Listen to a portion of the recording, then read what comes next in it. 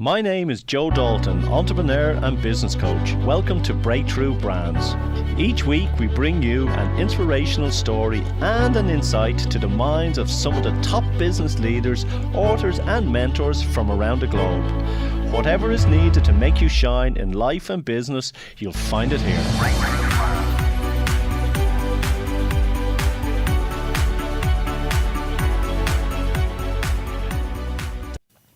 Over the years, I've had the pleasure to interview hundreds of people on my business shows, Breakthrough Brands and Business Eye. In doing so, I've put together my top 10 tips that I've picked up from my guests along the way. To discover what these are and how they may benefit you in your business, please click on the link below or go to joedalton.ie/discover. On this week's show, we have Daniel Priestley. Daniel started out as an entrepreneur at age 21 and built a multi-million-dollar event, marketing and management business before the age of 25. A successful entrepreneur and international speaker, Daniel is connected to some of the world's most known and celebrated leaders. With the passion for global small business, Daniel is also the author of 4 best-selling books. Oh, Daniel, I have to say I'm delighted to have you on the show. There we go. Wow. Well, you've had some great guests on your show, so I'm... Tell us the story. Where did it all happen for yourself? I know that you made some changes, and from those changes, your business grew substantially. Tell the audience where it all started. Well, I guess my first kind of proper experience was working under a mentor from 19 to 21, where we ran non-stop marketing campaigns for 2 years. And very much performance-driven marketing, lead generation marketing, using newspaper advertising. And then those leads would go to a call center sales team who would convert them. So very, very fast feedback loops. In that space, we had the ability to kind of know within a week whether we'd made smart decisions and make changes before the next week. That sounds slow today. Today you kind of make decisions within days because of digital, but at the time, we were pretty much on the razor's edge doing newspaper advertising and lead generation at that particular time. So I had 2 years working with a mentor. I was employee number 3 in that company, and it grew to about 60 employees within 2 years, and I kind of got the opportunity to work very closely with the founder. I then went off and started my own company at 21, doing very much the same sort of thing, and grew that into a multi-million-dollar business in Australia very, very quickly. So it was kind of monkey see, monkey do, and lots and lots of marketing experience. By the time I was 24, 25, we were spending about $250,000 a month on newspaper advertising. And, we're just basically tracking and measuring everything with booking codes. This is before digital. So you actually gave people a code in the ad that they had to quote when they booked through the toll-free number. So that was kind of my grounding. That was my beginnings. What made you fall in love with marketing? Like for me, it's, sales and marketing. I just, I'm watching, reading something every week. I just love it. What's your passion behind it? Several passions. I probably have a deeper passion for entrepreneurship in general. I love the idea of getting a great product to market. For me, it's always been about a belief in the product and discovering something that I think more people should know about. And kind of from that desire for more people to know about something, it springs forth an enjoyment of marketing. It's that kind of being the person who has the power to either get something noticed or let it go under the radar. So for me, it kind of springs from the product. I have to believe in the product. I have to get excited by the product. I have to feel like I've stumbled on something that more people need to know about. It is. It's all about the passion. It's understanding what it is and the belief in it as well. I think that's probably about 80%. for something to If I believe in something, I can market it. If I don't, I just don't. I don't have a magic wand that I can just market anything. In actual fact, I'm even quite worse than that. That if I don't believe in something, I'll probably be the first one to talk people out of it. So I'm probably good at anti-marketing if I don't have the belief. I shouldn't be near anything that I'm not completely sold on myself. Yes, yeah, you'll be a yardstick for the next Dragon's Den. Indeed. One of the things that you specialise in, and reading your book as well, is oversubscribed. And a lot of people are doing events, and you go on to Eventbrite today, and there's hundreds and hundreds and hundreds. Are more and more people trying to do events now than before, or is it just because we have software to help people to do it that we're just noticing more of them? Well, we're definitely noticing more because they're all displayed in one particular place. Yeah. But back in 1990s, there were still hundreds and hundreds of hotels in every single city that had full conference rooms every year. But you just didn't know. You didn't really know that it was all going on if you weren't on the invite list. Today we see people running webinars, we see people doing Facebook Live events, we see people creating live physical meetups and different conferences and events, and also the barriers to entries have dropped. So you can run a small event, maybe 40 or 50 people, and you've got state-of-the-art software for people to book a ticket. You've got great tools to hone in on a micro niche through Facebook and market to exactly the right people. When I first started advertising, a typical ad that we would run in the newspaper was $7,000. And our target audience within the broader context of that newspaper, if we were lucky, might have been 10%.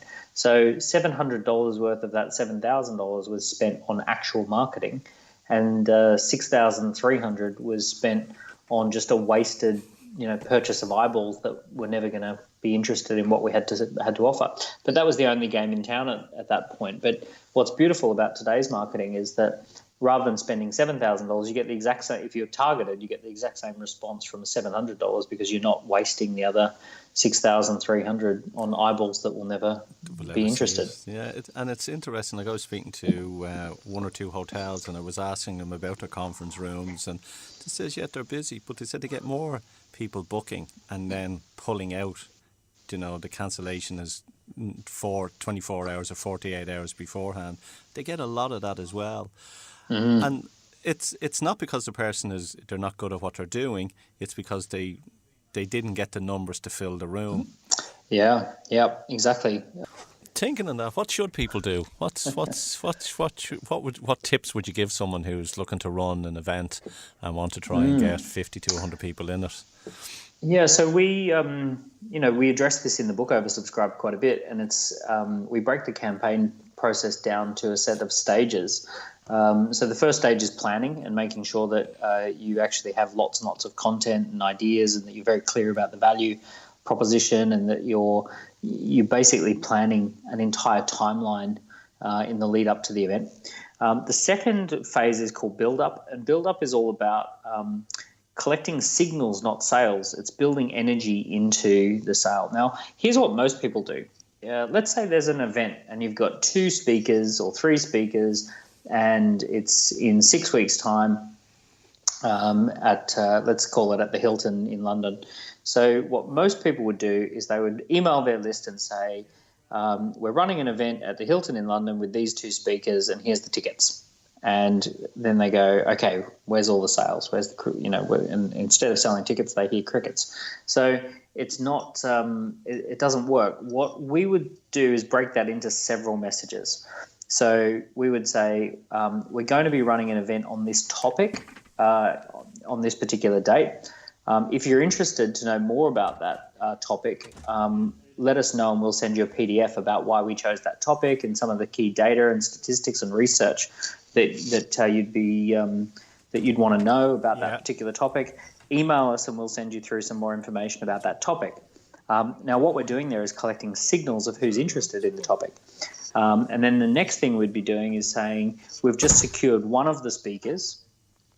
This is the speaker, and we just wanted to let you know that this person, has done all of these things. We'd do a second announcement for the second speaker. We'd then confirm the venue on another announcement. And all the way through, we'd be saying, let us know if you'd like the run sheet for the event. Let us know if you would like to discuss different, seating options or group discounts. We've got some content from this particular speaker. Email our office and we will we'll send you a free PDF of the summary notes from their last presentation, something like that. Yeah. So what we're actually doing is we're signal collecting. So we collect signals. And with signals, you can very easily convert signals into sales. But here's the problem. When you ask for a sale, someone has to have 100% readiness in order to go ahead and buy something online, especially. So let's say someone is only 90% sure that they want to go to the event and you're asking them to buy a ticket. And they go, I'm 90% sure there's a date clash, there's something else happening in my diary, et cetera, et cetera. If they're only 90% sure, they're not going to buy a ticket. So if you give people a binary option, the answer is no. Now, in contrast, if you said, if you're interested in this topic, drop us an email and we'll send you some information, some PDFs or a recording of this speaker, from one of their previous events. Now, if someone's 90% interested, they're absolutely sending through a signal, and you're now aware of their interest. So a big part of the build-up phase is signal collecting rather than trying to get sales. And then as the campaign progresses, it's a switch from signal collecting to signal converting, making sure that people convert. So one of the most powerful ways to convert signals into sales is to be oversubscribed. So for example, let's say an event has 50 tickets available, and you have 300 people or 250 people who have signaled interest in the event. If you go back to your list and all the people who signal interest and say, thank you very much for letting us know that you wanted to be at the event, the tickets will go on sale tomorrow. Over 250 people have signaled interest, but there's only 50 tickets. Please grab yourself a ticket tomorrow if you really certainly want to be there. That creates such urgency that people go, I don't want to miss out on this. 250 people have signaled and I'm one of them. And 1 in 5 people will get a ticket and 4 out of 5 will miss out. So that's a very powerful strategy to genuinely be oversubscribed, so that the tickets sell out very quickly. Yeah, it's interesting because a lot of people, if you don't put urgency on it or impending doom, they will wait till the very last minute. And, of course. And then we'll see if we can get a ticket and it'll pop up tomorrow. But you're creating that desire beforehand, curiosity, desire, impending doom, which is very powerful. Yeah, and people, of course, my preference, if I could, would be to turn up at the airport and get the cheapest ticket possible on the day that I want to fly. Good analogy. And and I would love to just be able to walk up to the counter and say, I just want to check in. I definitely know that I want to fly in the next hour or so.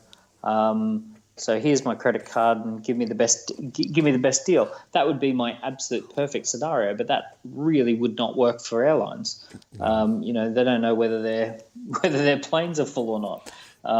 So the airlines figured out a long time ago that they give you the cheaper deal the earlier you book, and then it goes up and up and up every single day. And if you don't book in far enough in advance, you probably miss out on the flight. Yeah, it's beautiful that they've trained their marketplace to know what to expect. We've trained people who are our clients to know and expect that our events genuinely fill up and book out fast. So, we've got people contacting the office this week saying, I really, really want to get a ticket to that event that's at the end of the month. And, our office have to politely decline and say, I'm really sorry, that event filled up 2 weeks ago and there's just no more tickets left. And they go, but I'm one of your best clients. And we go, I know, we're really, really, really sorry, but, our events do just fill up in advance. They and because people miss out the next time, they book as soon as they see the email come in. What's the best lead time from start to running the event? Is it, some people say I've asked around for this and they've said 3 weeks. Some people say 6 weeks. Some people say 9 weeks. I would say a 12-week. 12 weeks to 12 months is a good idea. one of the things that I'm a big fan of is planning out your next 12 months in advance and doing that with plenty of time before that 12 months starts. So, having a yearly planner of the big campaigns and events that you want to run throughout the next year, I mean, now would be a good time to start planning out 2019. We've been doing that. In fact, we're planned out right through into 2020. And give yourself plenty of time. There's absolutely nothing wrong with having more time than you need. So when you've got plenty of time, like for example, there's a big event that we're going to run at the end of 2019, and it's going to be themed around the concept of having a big 2020s, having a roaring 2020s. And what's really nice is that we know this event's going to happen in a year. We're collecting news articles, blogs, data, information that all relates to that. There's no urgency on our part in selling tickets or filling it or any of that sort of stuff. So at the moment, we're just in planning phase, looking for the right narrative, looking for the right influencers, the right speakers, the right affiliates, all of those things. We got no rush whatsoever. Because we know that's going to happen in 12 months' time. We will, throughout the next 12 months, on a few of our email correspondences, we'll be letting people know, by the way, there's a big event coming up at the end of the year about preparing for the 2020s. If that's of interest, signal your interest, and we'll put you on the early bird ticket list. So with plenty of time comes plenty of options. I'm a big fan of being well and truly planned out a year in advance. And that's why you're successful. It means that I'm not terribly smart. I've just got more time up my sleeve. More time. There's a lot of noise out there as well at the moment, and everyone, there's an opinion with, inbound marketing and everything, pulling through, and the likes of, email automation systems. And are people still interested in signing up for ebooks, or are they, white papers or whatever? Or is there a new tactic as well going out, which is more outbound emailing? Well, I think the number one tactic that everyone should. There's a few things I'll say on this. The number one tactic is to genuinely have something interesting to say and have insight. So there are people I know who have very interesting insights and data and research and commentary. And if they put that in an ebook or a blog or a podcast or a video, people are going to flock to it because they want to learn those insights. And the content's good, and therefore people will opt into it. There are people I know who kind of, hire a $20 an hour content creator off of a freelancer website to create some nonsense.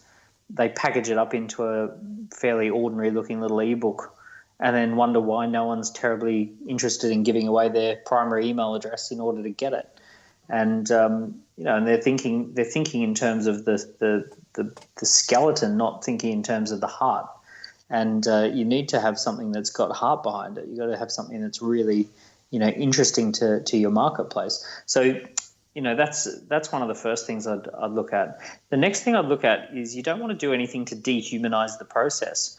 So eliminate words like funnels, eliminate words like tripwires, eliminate words like, sequencing, just stuff where if you wouldn't talk about your grandmother that way, or if you wouldn't talk about a dear friend that way, you wouldn't want someone else funneling your mother into hacking them to death. Yeah, hacking them or tripwiring them. You wouldn't want to be talking about a loved one in those terms. So why talk about the very people who are going to pay your bills, which is your clients, your customers, in those terms? Marketing is about an intimate connection. It's about connecting with someone. So if you're using language that puts barriers in between that connection, you're actually training your own brain to dehumanize these people and to think of them as numbers.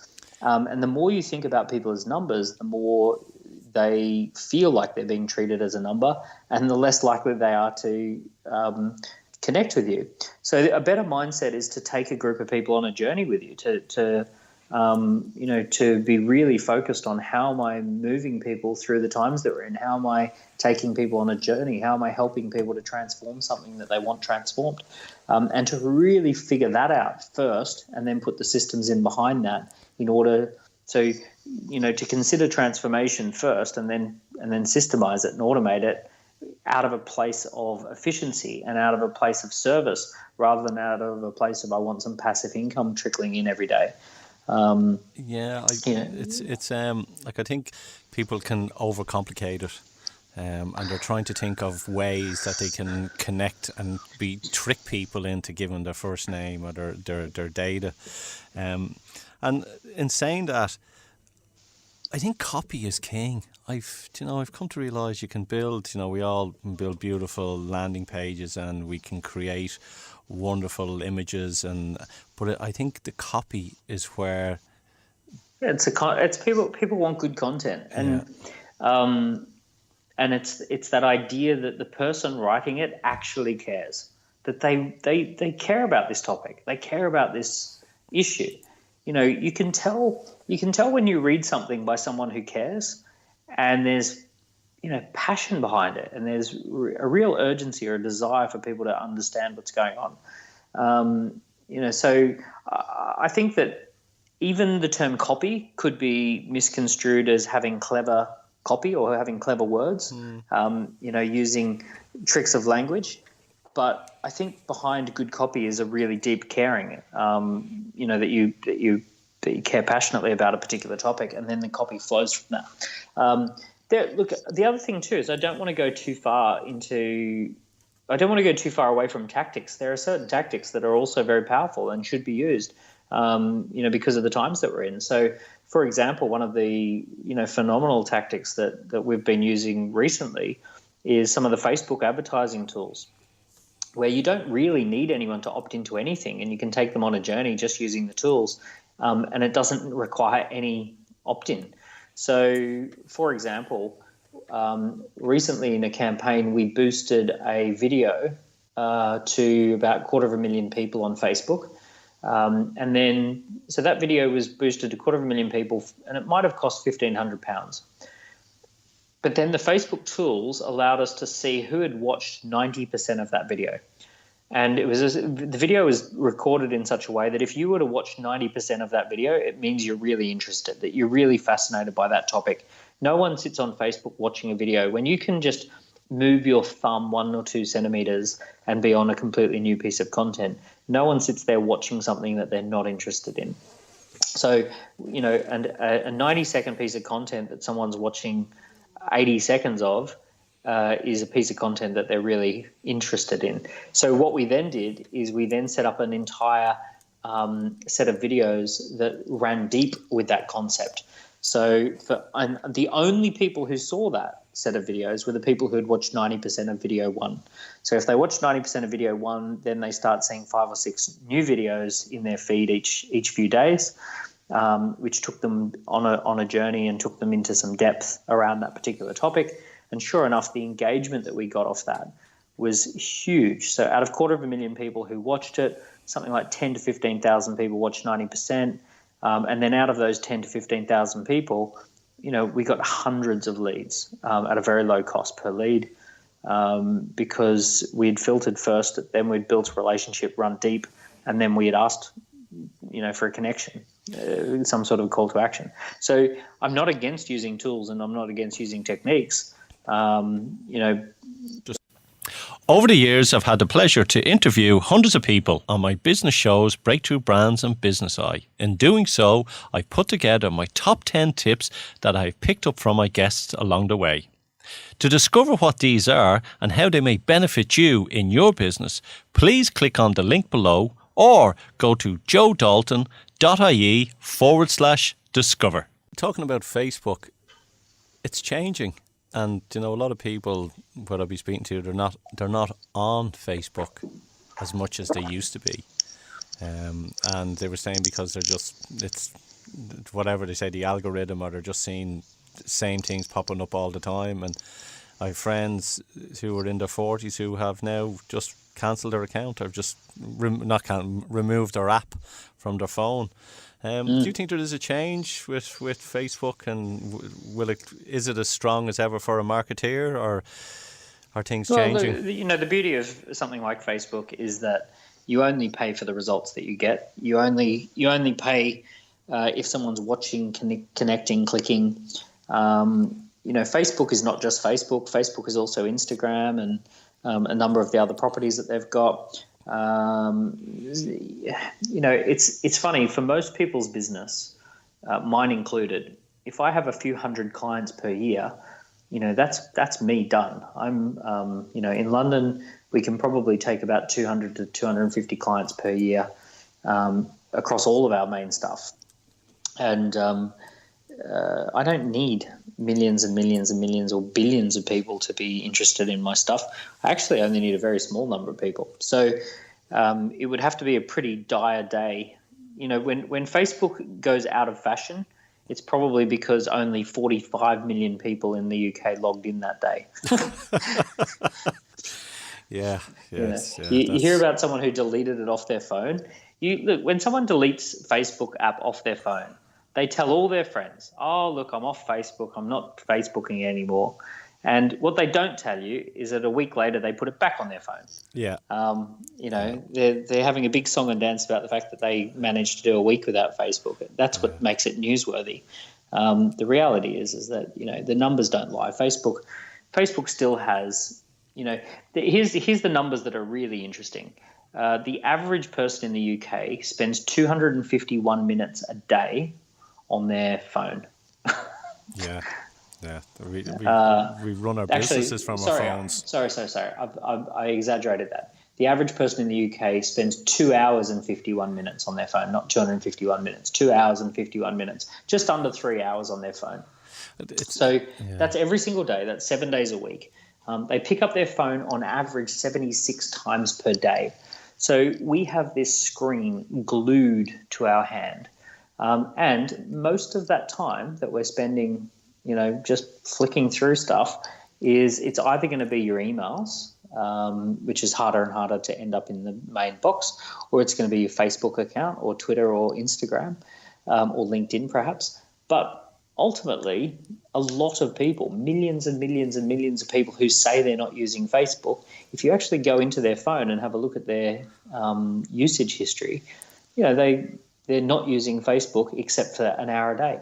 Yeah, and it's what do we have? We have, is it 70,000 thoughts on a daily basis, and something like 80% of them are negative. All right, I must go. have one of those positive brains. But what about the likes of competing against with Facebook, like with AdWords and then with LinkedIn as well? Yeah. So Facebook, what makes Facebook unique is that it has very, very powerful advertising tools. You just simply can't do that video strategy that I just mentioned on any other platform. No.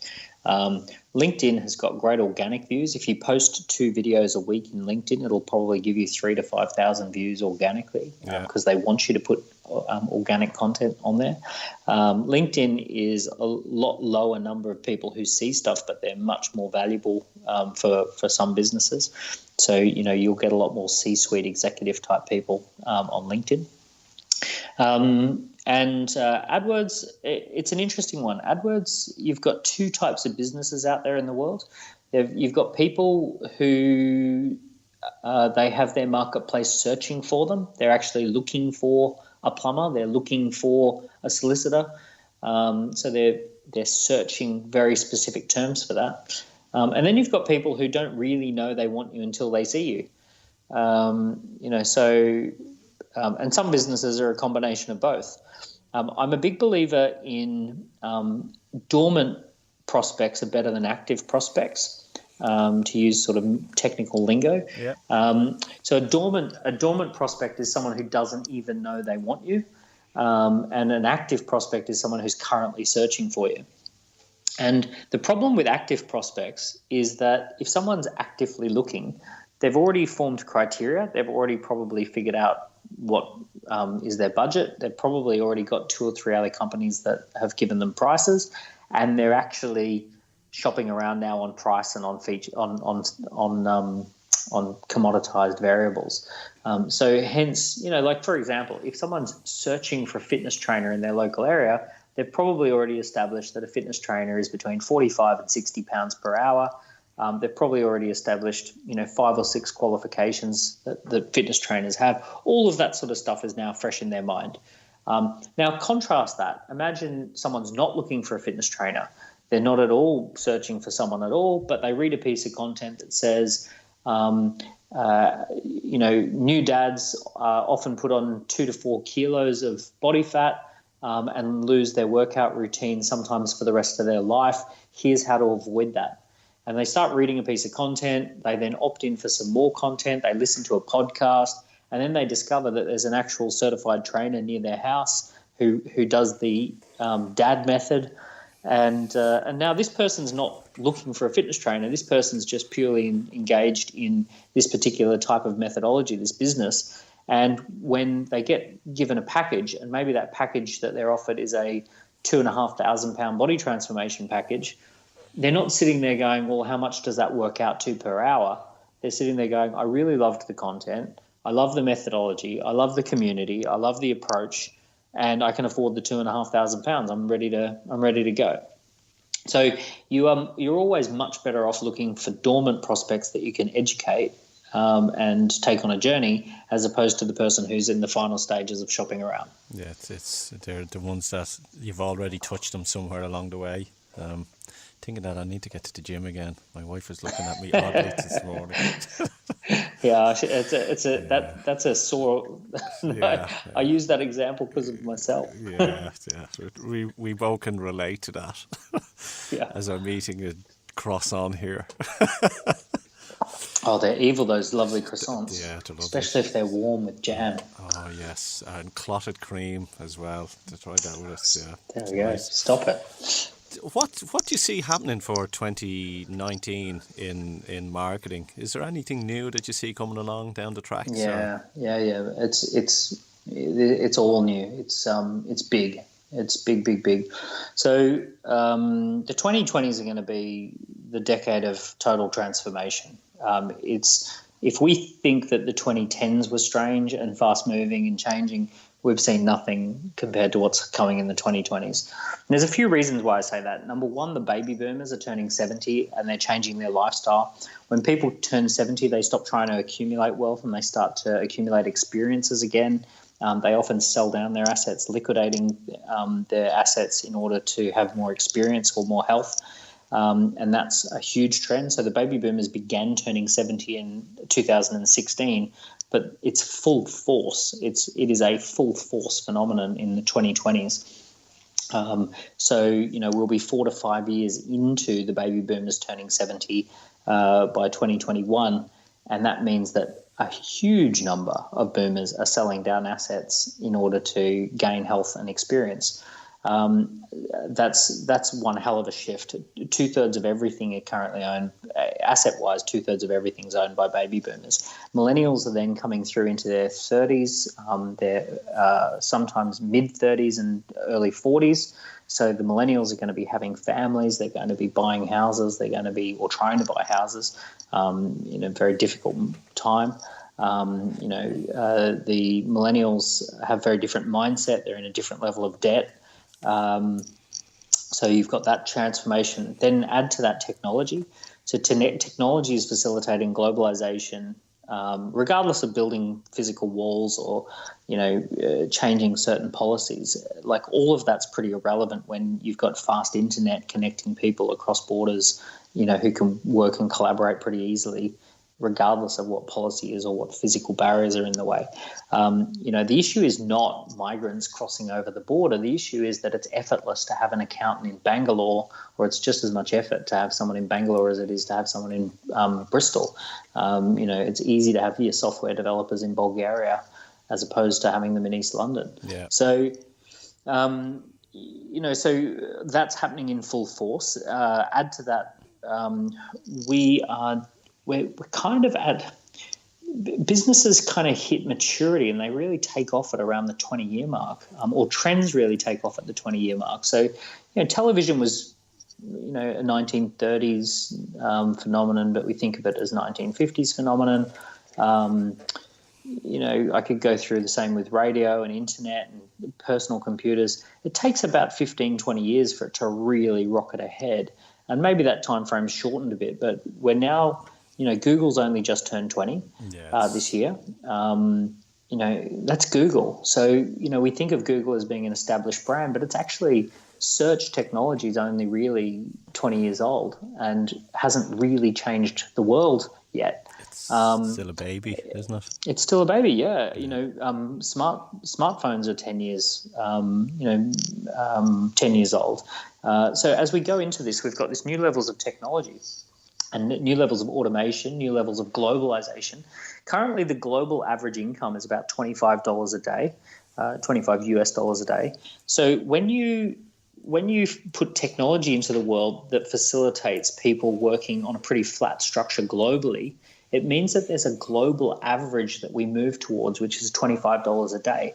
That means that essentially, if you're not special, if you're a commoditized provider, if you're just an average person in the industry, you're now essentially, there's this big magnet sitting out there globally that says, roughly speaking, we're going to magnet your income back to $25 a day. And you can fight it, but that's kind of what the trend is. And that's something that's pretty terrifying for a lot of people.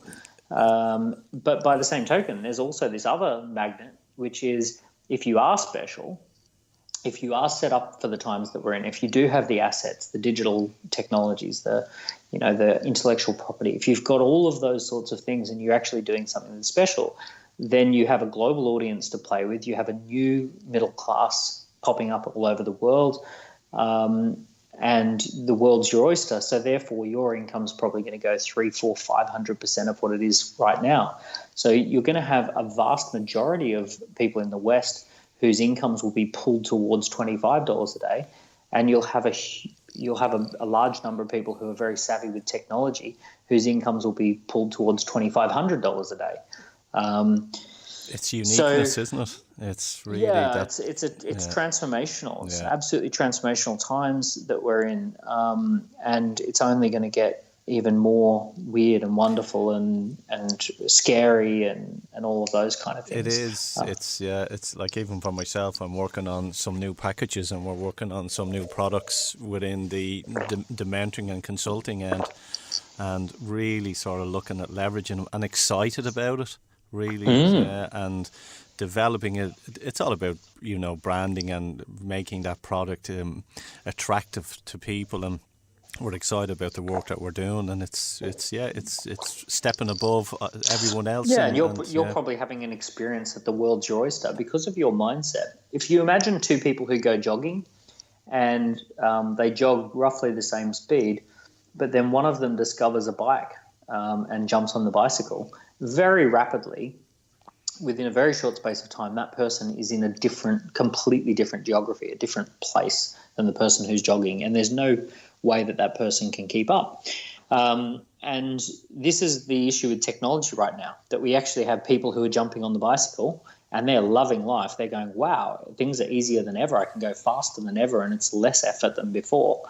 And then you also have a lot of people who are jogging as hard as they possibly can, and they're going, well, why can't I keep up? It's like, well, you're not even playing the same game. So, for someone who has the right mindset, you've jumped on the bike and you're loving it. Yeah. But you've also got to, people like yourself and myself, we have to be acutely aware that there are a lot of people who are being displaced by these trends. So we have to be, mindful of that that's also going to be a big issue of our next 10 years. Well, that's why Blade Runner springs into mind when we talk about the world economy and AI, and how things are moving. And, a lot of people will be government supported. And that's what you're saying about the 25% or $25 hourly income, which, kind of concerns me in a way. But on the other end, the programs that we're developing, and both of us, is to help other people build their business and build them. And I work with people that can make a difference and that can change the world, and that's the people that I really resonate towards. Yeah, and the world needs more of those. The world, the world needs leaders. Yeah, world needs people. The other thing too is the world needs people who have an entrepreneurial mindset to come up with scalable solutions for the world. We have, broadly speaking, we have about 16 really big problems on the planet. And each of those affects either all of us at an existential level or large swathes of people. And the types of solutions that are required have to scale exponentially. And the type of mindset that can scale something exponentially is an entrepreneurial mindset. Recently, this morning, I was looking at Bill Gates's Twitter feed, and he's talking about a new type of toilet that will transform sanitation and the environment in different parts of the world. And he worked with some of the best inventors and entrepreneurs to come up with scalable toilet solutions that can scale all across Africa very quickly, turning human waste into energy and reducing impact and increasing sanitation. And it was just inspiring to see that entrepreneurial mindset had been applied to such a great, worthy cause, worthy idea. He's doing some great work, isn't he? He really is.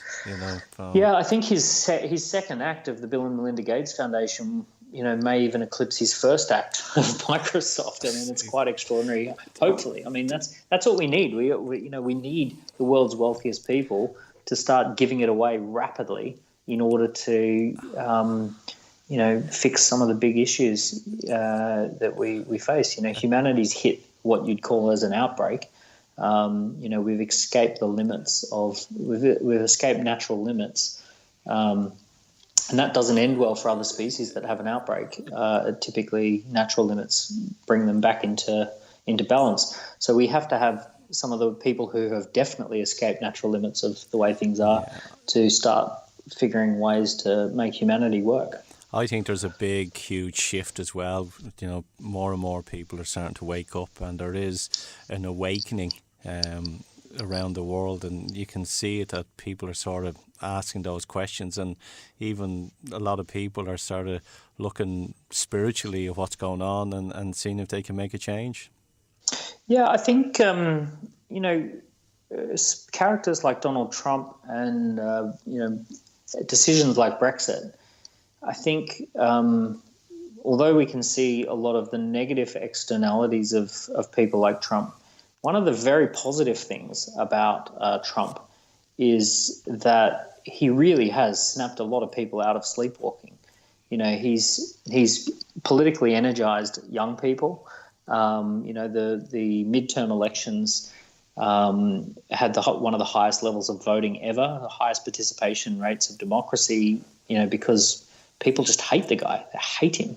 And it's only that level of kind of like, whoa, someone who we do not want to be in power has suddenly got themselves in power. We don't like this guy. He does horrible things like lifts the ban on ivory, that you can now bring elephant tusks back into the USA. You can, he basically plays down the role of climate change. Yeah. And the beautiful thing about that is that, you get a president like Obama, and you think this guy's a fine, upstanding character. I really like this guy. So I'm just going to switch off politically. I'm just going to switch off. I'm going to disengage because I'm sure Obama will take care of everything, and I'm sure he's nice enough and smart enough to represent me, and I'll get on with what I want to do, and hopefully Obama will fix everything that comes along. And the beauty of Trump is he holds up this big mirror that says, actually, if change is going to happen, we're all going to have to get involved in this, because our politicians are probably not going to do what we want them to do. Yeah, but here's with Trump. I believe Trump is there for a reason, and the reason being that, again, people who had not got into, who were leaving politics, young people now, he has peed them off so much that they will now be the new leaders in a couple of decades. Yeah, absolutely. We needed him. He's politically charging people who would never have been politically charged. Yeah. And he's also a big warning sign for Wall Street to basically say, listen, if you create an asset bubble and then you bail that asset bubble out using taxpayer money and Federal Reserve money and create trillions of dollars worth of debt, and no one goes to jail and no one gets punished, you are going to leave tens of millions of people disenfranchised and and left out, and they're going to come back and do something very unpredictable. They're going to, in one way or another, they're going to upset your apple cart. There's checks and balances. So, there's a lot of good stuff there that I think a lot of people, there'll be negative consequences, but there'll be very positive consequences as well. If you get a chance, listen to the Marianne Williamson show that I did on the podcast there. She has. I'm sure she had an interesting take on it as well. She did. I'll let you listen to that. I'll have a listen. Daniel, we'll come to the end of the show. I ask all my guests 3 questions, and one of them is the best business advice you have ever received. Mm-hmm. You want me to answer that one now? Yeah. Yeah. So the best business advice I ever received was income follows assets, and basically it means that if you want more scale, if you want more income, if you want more money, better talented people, all of that follows assets. In particular, digital assets, intellectual property assets, media assets are the big ones. I used to believe that income followed hustle, and income followed hard work, and income followed getting off the couch and doing stuff. Just getting active. Now I recognise that entrepreneurship is largely about discovering new assets that belong in the marketplace, and that the more you create an ecosystem of wonderful assets, the more your business thrives regardless of what you're doing. Okay, good.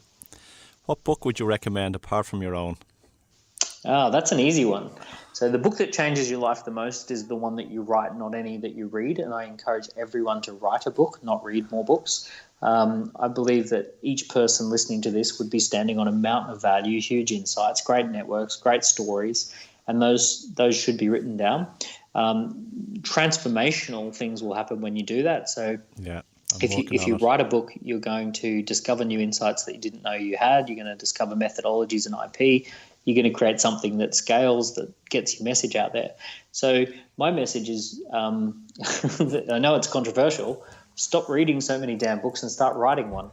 If you've got time to sit and read, you've probably got time to sit and write. And the book that will, you've read enough books, time to Einstein wrote The Theory of Relativity at age 26. So you've read enough. Go write something.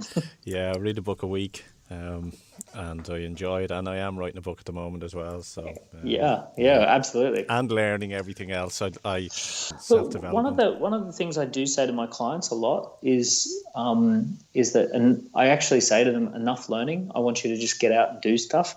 And if you've got time to learn an e-course, I want you to go create an e-course. If you've got time to listen to a podcast, go record a podcast. Yeah. Got time to read a book, go write a book. And that alone, a lot of people who run with that, they go, oh, it's really confronting. But actually, they end up producing a lot. It's self-doubt, isn't it, really? Mm. Tell me, where can people locate you? Where can they buy your many books if they want to reach out and sort of find out how you can help them? So I've got 4 books. I've got Entrepreneur Revolution, which is about starting a business and having the mindset for business. Key Person of Influence is about positioning yourself as an influencer in your industry. Oversubscribed is about running marketing campaigns and promotions, and 24 Assets is about doing digital transformation and building a scalable business. So all 4 books are obviously on Amazon and Audible and all of that sort of stuff. Each book has a corresponding scorecard that allows you to kind of translate the learning of that into actionable points and actionable insights. So there's the 24 Asset scorecard and the Key Person of Influence scorecard. So my recommendation is to do the scorecards. And then if you do the scorecards, you'll basically be part of our machine that we've built. And you'll get lots of content, and you'll get invited to different events and all of that sort of stuff. And it'll all be based upon how you answer the questions as to what you end up seeing. So we invite people at a very early stage through to certain different events, and then there are certain events that we only invite people to if they're at a later stage in business. And your website? You can visit dent.global, or you can visit keypersonofinfluence.com. would be two places to start, 24assets.com. So you can check those out. Take that on in. It's been fascinating talking to you. I really enjoyed that. We started with some marketing tactic talk and we ended up solving the problems of the world. That's what it's all about. Over a cup and over a cup of coffee as well, which is good. Lovely. And a croissant. And a croissant. What song would you like us to play out with, Daniel? For us, it's Baby Shark. I was just about to say that. That's what we're singing at home. Let's finish out with let's rock out with a big version of Baby Shark. Yeah. For all of the non-parents out there to go, what the hell was that? Yeah. And then all the parents out there to go, oh no, Baby Shark. It's going to be in my head for the next 2 days. We have our kids dancing into it on video. It's great. I've got a 1-year-old who does all the actions. Yeah, it's brilliant, isn't it? It is indeed. Yeah. Daniel, thanks for coming on to Breakthrough Brands. It was a pleasure. I really enjoyed the chat, and I look forward to catching up with you sometime and maybe meeting you in London at one of your events, or even one of my events, whichever. Yeah, likewise. Likewise indeed. Excellent. Cheers. Thank you very much. Thanks, Daniel. God bless.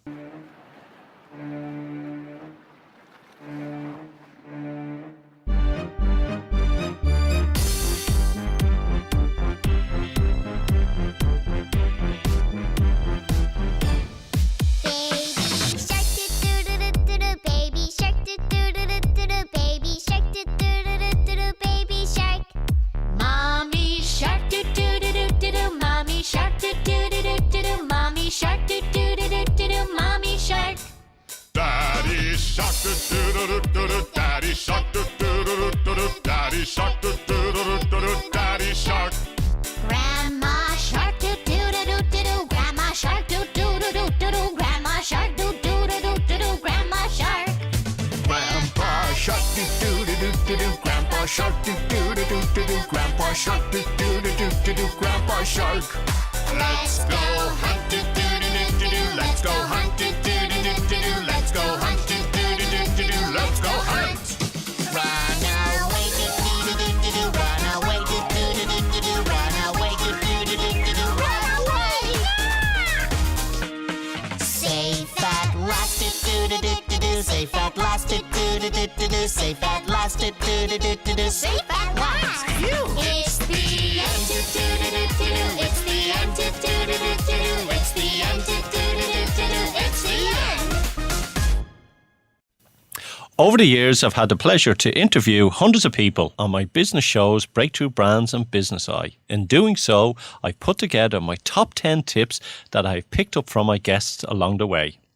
To discover what these are and how they may benefit you in your business, please click on the link below or go to joedalton.ie/discover.